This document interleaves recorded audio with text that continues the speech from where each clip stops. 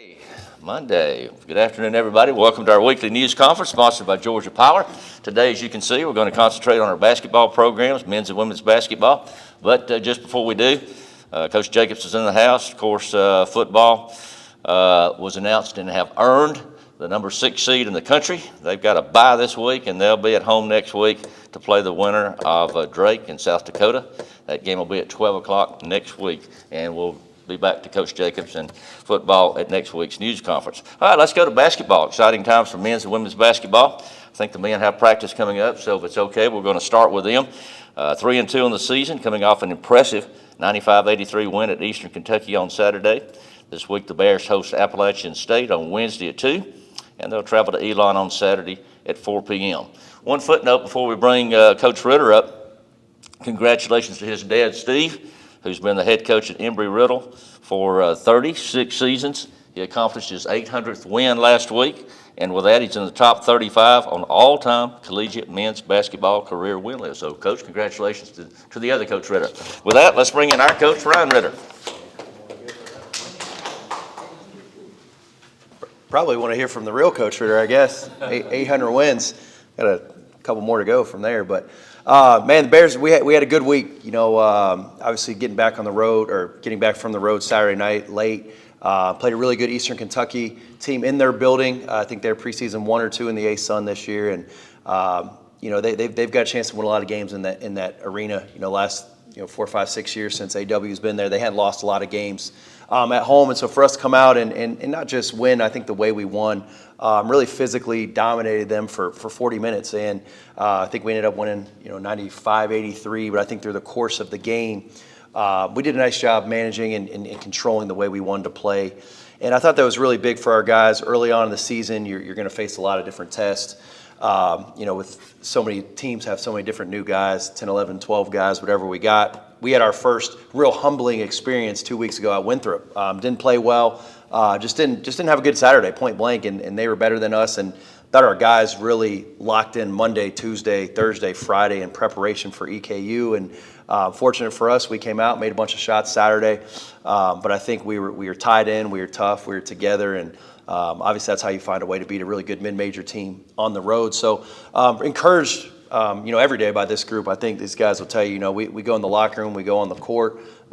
They've been consistent in their work habits every day, and it's always feels good to see that, play out into a win, especially on the road. But I think with this group now, obviously having some success on the road, beating a really good team, we got a quick turnaround. We got a very, very good App State team coming in Wednesday. We're going to go on the road at Elon, come back here next week against Georgia State. So we've got 3 games in a small amount of time, and we've got to find a way to grow from a Saturday victory. How do we respond to I guess a nice result? How do we respond to it? Monday, Tuesday, we've got to find a way to get better, and obviously there's areas that we've got to target.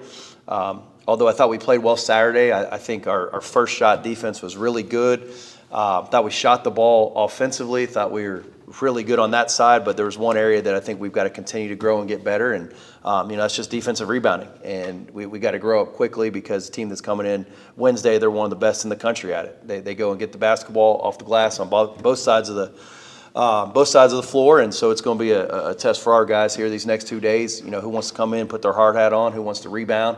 And I think when we can get that, along with our offense, our first shot defense, I think we're going to be a team that just continues to grow and grow. So really excited where this group is right now. Obviously, we want to go out and win every game, but I think you're seeing a group that's gelling. And again, we've got 3 tough games here this next week and a half, and really excited to see what this group, how we respond to a win on Saturday. So with that, let's let you guys open up for any questions.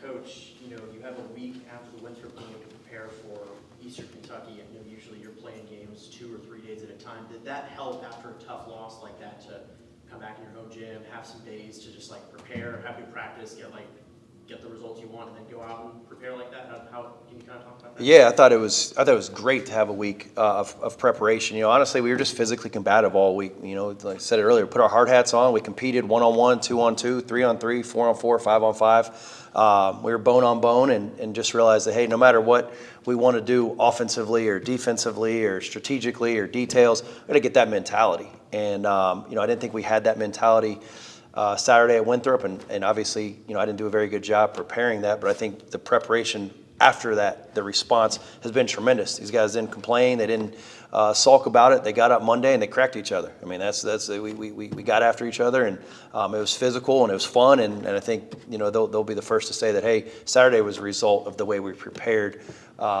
in preparation for EKU. I know you said the thing you wanted to improve on the most was defensive rebounding in general, but how big has Armani Mighty been in the paint so far this season? You talked about him highly in the first week of the season, but just I'm sure he's been really helpful for you guys throughout the year. Yeah, he's a dominant force. I mean, I think we all feel as good as anybody when he's in the game. I think we've got as good of interior as definitely anybody at our level. He's got great hands. He's got great presence. He rebounds the basketball. He's intelligent. He does a lot of things for us. And I think when we get fully healthy, I think we'll feel really good about our interior. But it's not just. I think sometimes maybe we've been just counting on him to go up and grab the rebound because he can go up and high point it. But I think collectively, to be a really, really good team, and I think our guards will be the first to tell you they're going to do a heck of a lot better job rebounding the basketball moving forward. And also, it seems like your guard play has been really great, even just shooting the ball. You've got Brock, you've got Brady, but even someone that's made a huge impact, obviously Kyle Cup as well, being almost like a wild card off the bench. How big is that to have somebody that can just step up in any situation and just be kind of like an extra spark for you guys? Yeah, I was just telling the guards this morning, we watched film, and I think we've got 4 or 5 guards that, at our level, we've got as good a guard play as, really I've ever coached, and definitely as good as to offer in our league. And I think, the guy that's up here with us today, starts with him. He's an elite leader. He's got a great IQ. He doesn't get rattled. He leads. The guys love playing with him. And I think that's contagious. I think there's a reason that some of our other guys are stepping up their game. When you get out there and you play with confidence and you're being held to a standard, I love the way our guards are playing. I think you can throw any 4 or 5 of those guys in at any different time, and we got trust and faith that they can put the ball in the bucket and they can make plays for themselves and each other. Then Rick talked about your dad, Steve, obviously historic marker at 800 wins, but do you guys, how often do you guys compare notes, talk shop? What's something he's taught you this year, even as of late, to just become a better coach? Well, I think, it's a great question. I get asked that a lot. And, my dad's been at Embry-Riddle Aeronautical University for 35 plus years. And so the thing that we are very similar on is, we build genuine relationships. We build programs from the ground up. The foundations of why we coach and how we coach, we're talking about those every day. I talked to him on the way to work this morning. But the actual X's and O's, we've just been significantly different. We've been at different spots, and I think you got to find your niche on how you're going to win at each spot. But in terms of the pillars, the foundation, those are things that are evolving every day. And so I was laughing, he won his 800th game Saturday, and he watched the first half of our game, then he had to go into his. And I said, I guarantee you my dad couldn't even enjoy his win because he didn't know if we had won or not. So right after the game, I'm calling him, man, congrats, 800. And he goes, yeah, but man, how about your game? I'm like, Dad, we won a random game on a Saturday in November. You got 800. And he's like, yeah, but what about Brock, man? He's like, what about? I'm like, dude, just say thanks, man. I really enjoyed my 800th win. But I think that tells you a little bit about our conversations are really more about program stuff necessarily than basketball X and O. And I bet it's kind of special because you were an assistant under your dad for one point, right? Mm-hmm. Okay. Yeah, so obviously that's been the foundation of so many things that I've done coaching wise, and it's great to have someone that's still actively in the profession, and he's running his own program, but it's great to, hey, Dad, what do you think about this situation, or whatever it may be.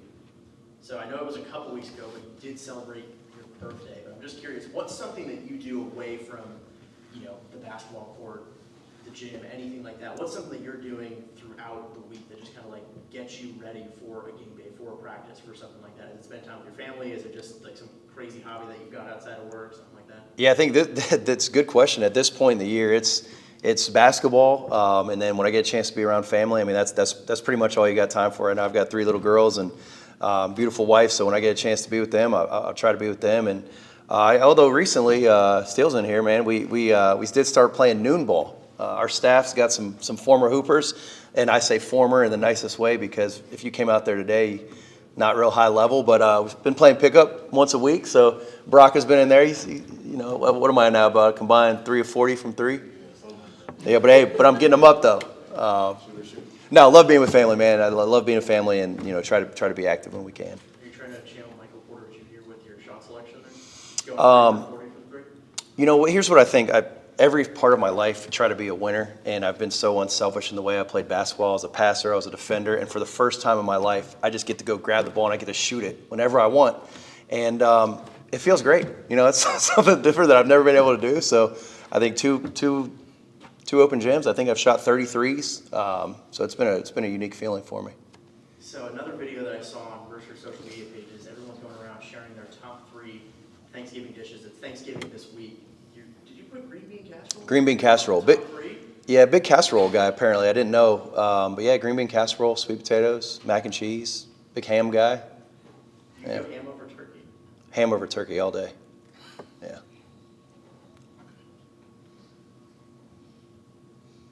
Coach, you talked about how in practice you were excited to see the response from your team after the Winthrop game. What was it like, I guess, in game, seeing everything kind of clicking when you guys were at EKU? What was that like for you? Well, I think obviously it feels good, right? You're winning the game. But I think honestly, the basketball season is so long. You November, December, January, February, March, and if you're emotional about every play, about every game, about every decision, then you're going to live in a world of chaos. Fortunately, this is my 18th year doing it, and you can't live and die by every result. With great respect to Coach Jacobs, if he loses a game on a Saturday, that could alter his season.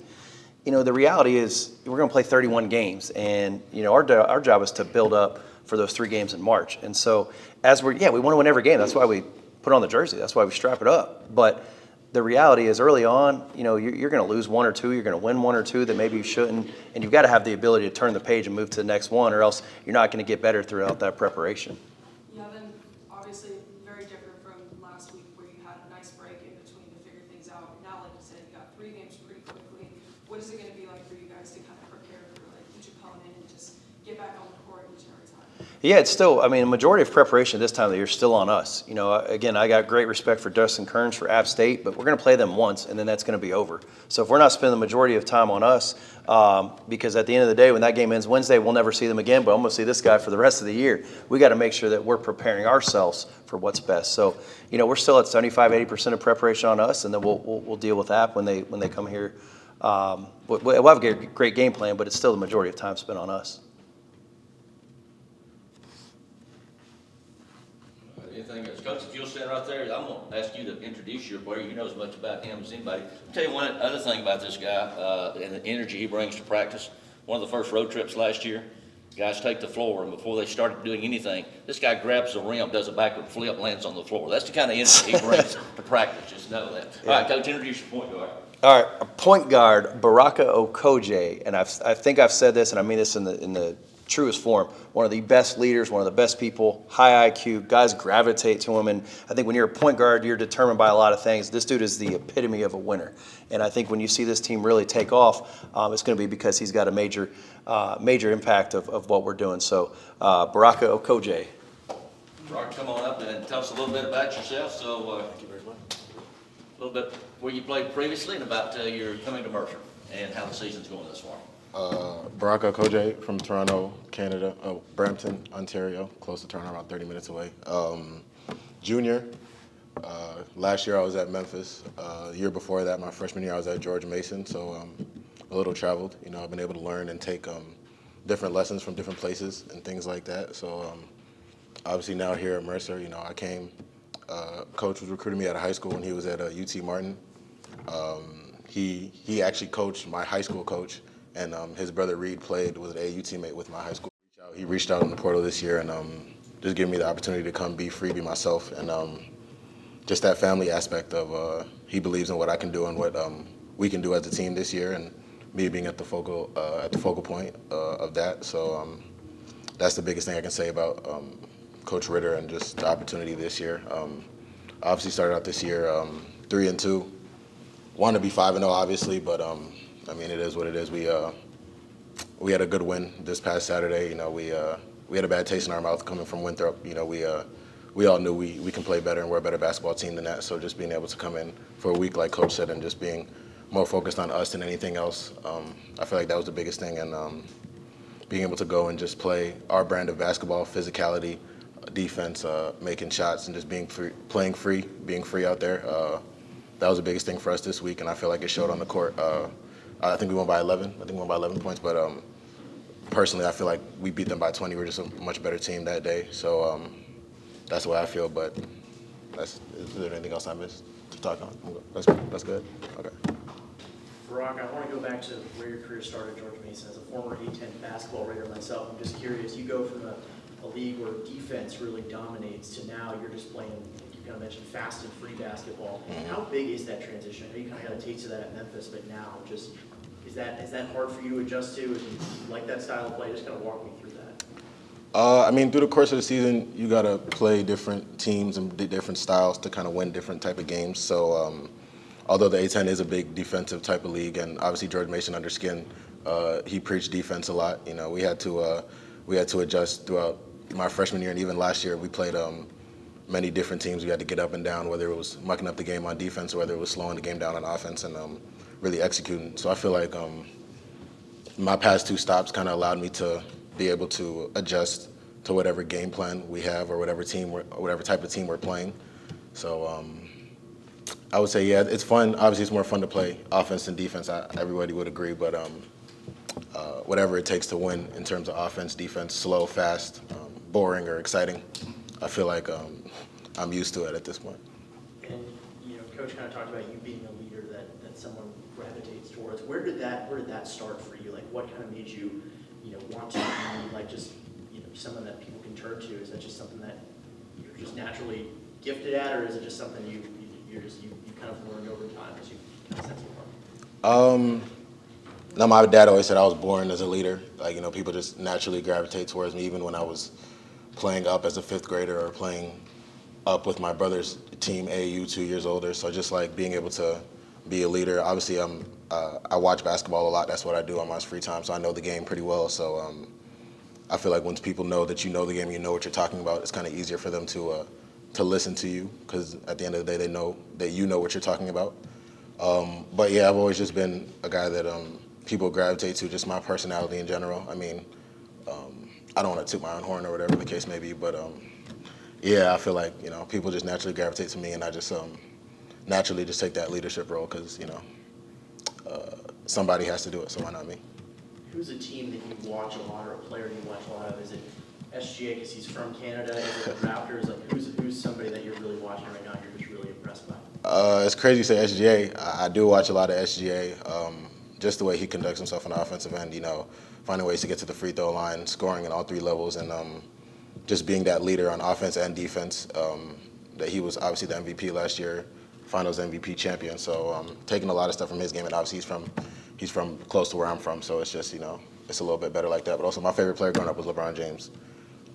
That's my GOAT. I don't know if anybody's offended by that. That's my greatest. But just him being able to do whatever on the court, whether it's he has to go out there and get 15 assists, or he has to go out there and score 45 points a game. Just being versatile and just thinking the game more than just out there playing the game. So those are the two players. My other favorite player is Kyrie, but that's just a little flash more than basketball. But I mean, yeah. Being from Canada, you mentioned playing up in basketball. Did you ever give hockey a try, or are you a hockey player? No. I tried skating once when I was probably like 7. It didn't end up well, so I didn't go back to hockey. But basketball got through and through. Yeah. And then what are you hoping to kind of see out for the next month or so of non-conference play before the conference league begins?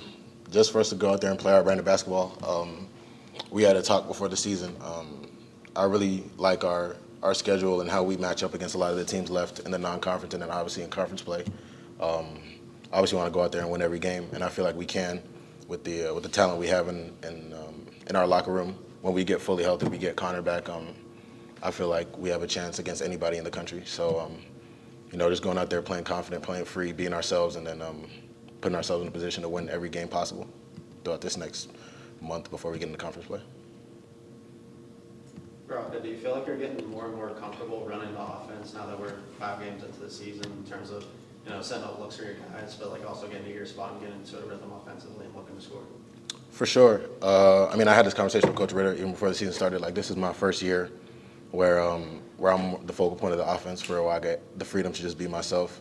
George Mason, I was a freshman, and I had the opportunity, but I was still a freshman at the end of the day. I had other guys ahead of me, and then last year just taking more of a backseat behind some All-Americans and some NBA players that I got to learn from throughout last year. So this being my first year to where getting a chance to just for it to be me, my show and everything like that, to know when to be aggressive, when not to be aggressive, when to pick my spots and when to get guys their looks. So yeah, I feel like throughout the first 5 games, it's been a learning curve for sure, but just getting more and more comfortable out there, and I feel like it'll only get better as the season goes on.